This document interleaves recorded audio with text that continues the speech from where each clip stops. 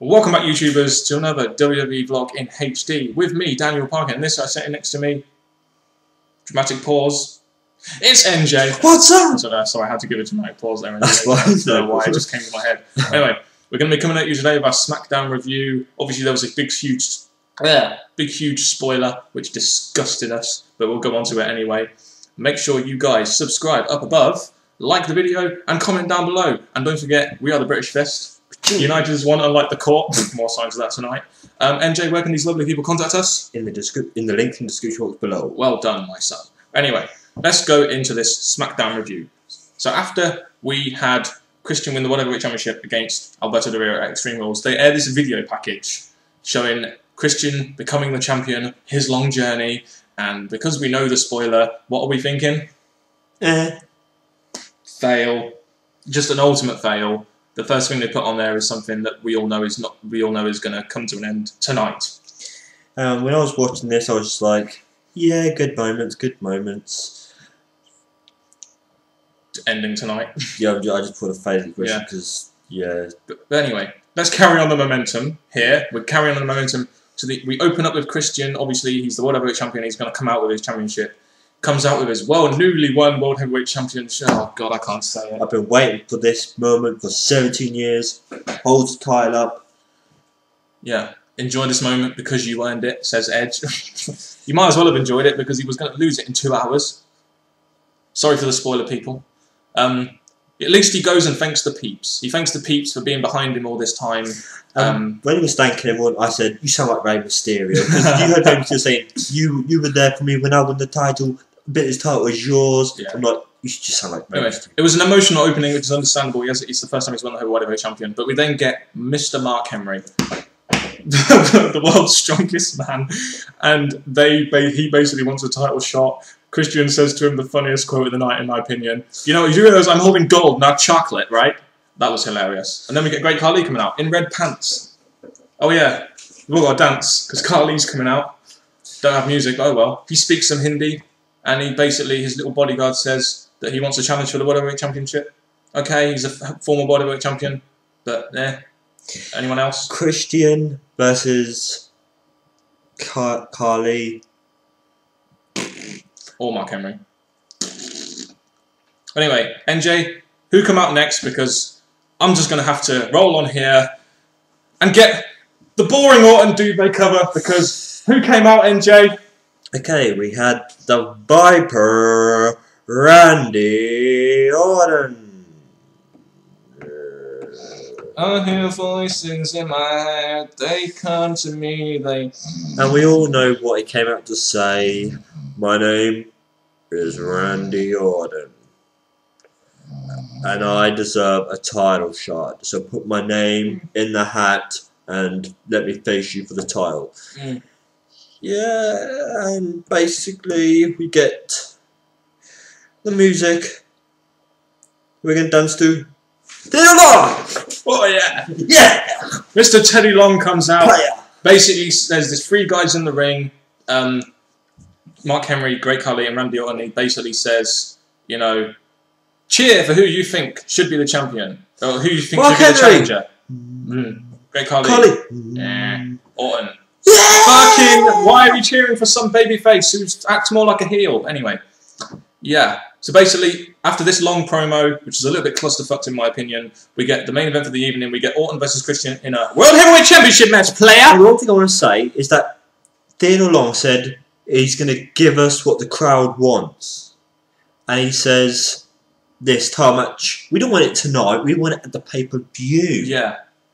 We don't want it tonight. Couldn't they have made it a fatal 4-way as well? Wouldn't that be a more interesting match? And you could have used Mark Henry and Khali in the, show that would have made a good main event for SmackDown, but I would have stuck with the pay-per-view. That's just me. Like I said, make it a fatal 4-way. But anyway, obviously we weren't happy with this match because we knew exactly what was going to happen. But we'll save that for when the time comes. Overall, this segment did its job. It introduced Christian as a champion, and then it made our main event for the match, main event for tonight. It was a little bit clusterfuck. At least it did its job, even though we knew what was coming up.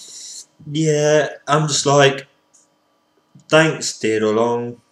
You could have not done this. Yeah. Anyway, we'll move swiftly on because the next match was actually a decent match. although it was a little tiny bit random, there is a little bit of old rivalry here. We had Sheamus versus Daniel Bryan. NJ, your match analysis. Okay, first I want to say Sheamus versus Daniel Bryan. We've seen it before. We know what these two are like together, and they are okay in the ring. They're very good together. They have good in-ring chemistry, in my opinion. But the match, I think it was okay. I think it was a match worth watching. Mm-hmm. It was a good TV match. Yeah, and you get to see. Again, I'm just going to run straight to the end. Basically, the end. The LeBell lock. And we're like, get to the rope. Even though we didn't mind who won, I was like, get to the rope.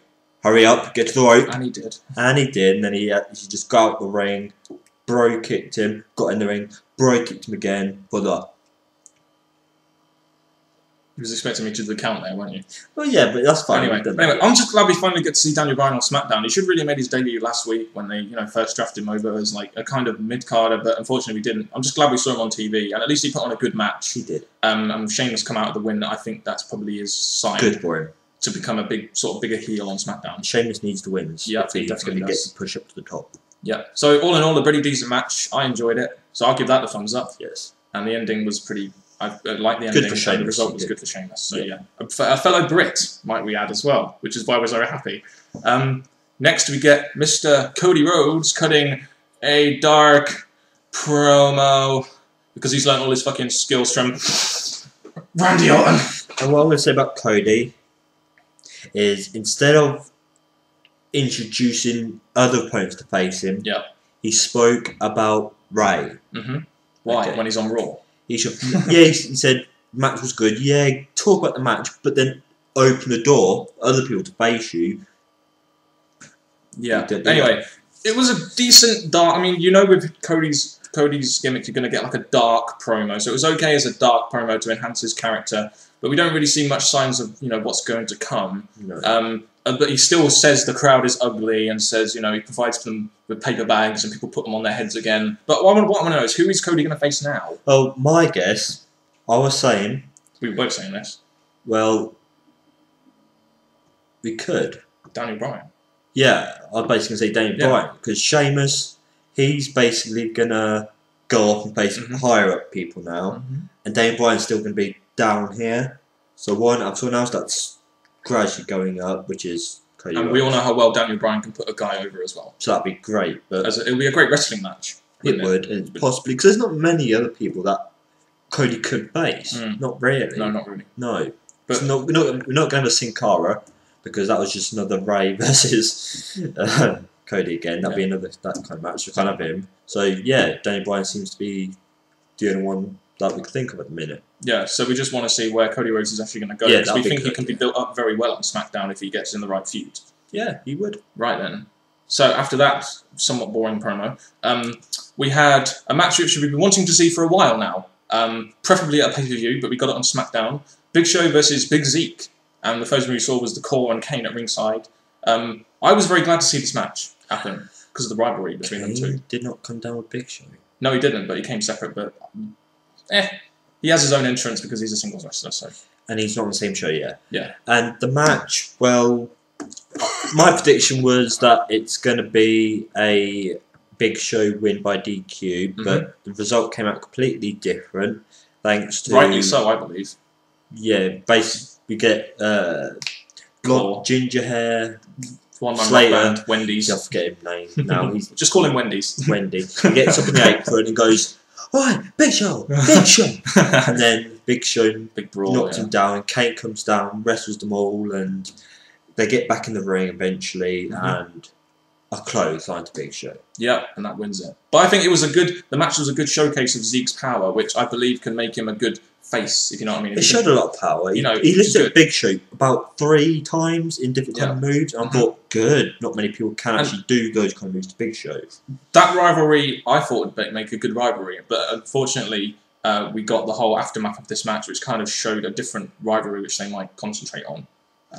Mainly Zeke and Wade Barrett. That's what I'm looking forward to. Yeah, because at the end we got Zeke as what we like to call doing a Mason Ryan in separating himself from the rest of the core and showing signs that he may be going single and he may be getting pushed at some point. I'm thinking that maybe SmackDown is copying Raw with the whole Nexus breaking up thing. I don't mind them breaking out new guys from groups if they're going to actually use them. No, well. and with the core going nowhere, you kind of can see why they might do that. Yeah, and I'm thinking that match, I give it a thumbs up. It did good for both of them. No, well, not really good for Big Show, but good for Zeke. Oh God, what did we get next? We got more footage from Rock's birthday. Oh fuck that! People already know our opinions on that. Does this remind you of my opinions of this? And here's my opinion on it. Rock is nothing to do with Smackdown. Get him off there. Don't show it. No one cares. We watched Raw already. Right.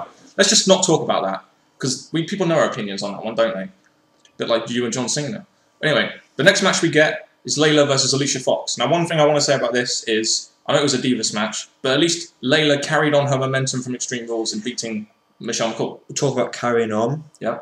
Layla's needs a new gimmick, because with that I still see flawless. Yeah, you want to see a single gimmick. Yeah, so... Yeah. Layla wins it with neck breaker. It's not a very long match, probably a minute or so. And Alicia Fox went down. She didn't do far, nothing there.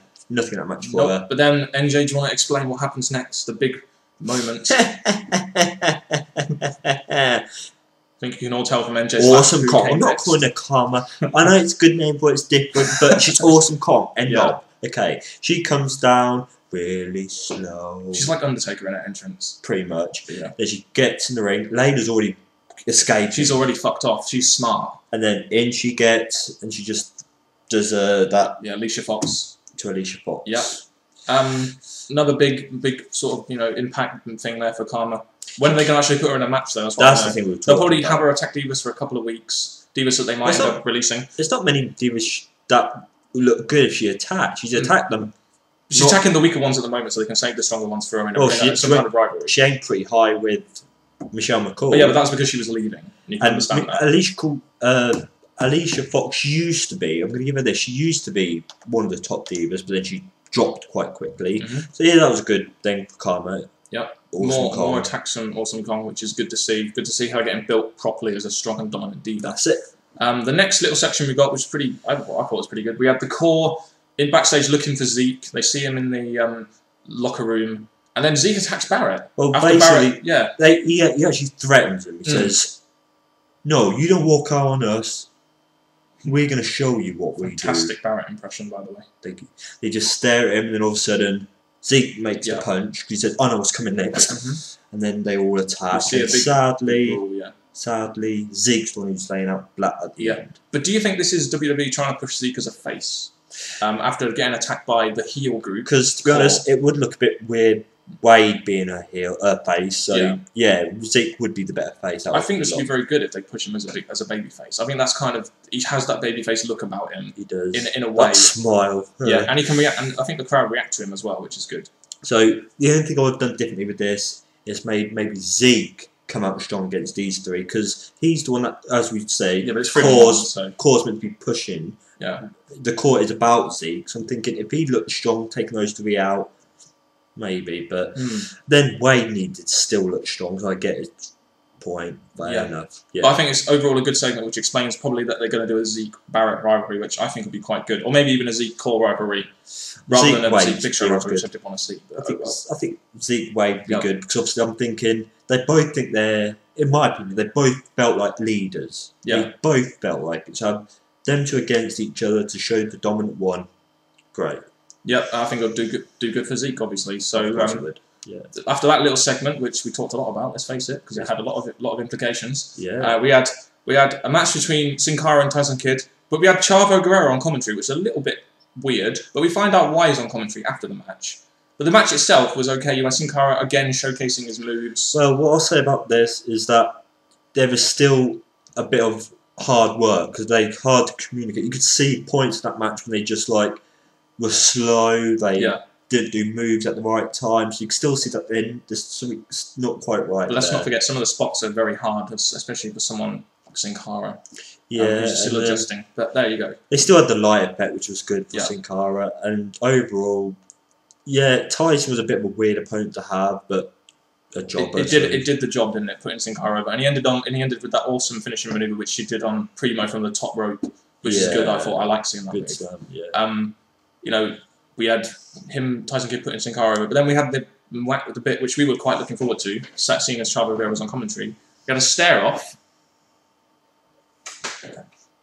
between Chavo Guerrero and Sin Cara. If you can see what we were doing, we were shaking hands. Yeah, we're doing an impression of Sin Cara and Chavo. But it'll be interesting to see if they actually have a rivalry. And I think it'll be a decent rivalry to have, knowing the past with Chavo and Ray, things like that. It's a bit random because Chavo's been disappeared since roughly the Royal Rumble. Yeah.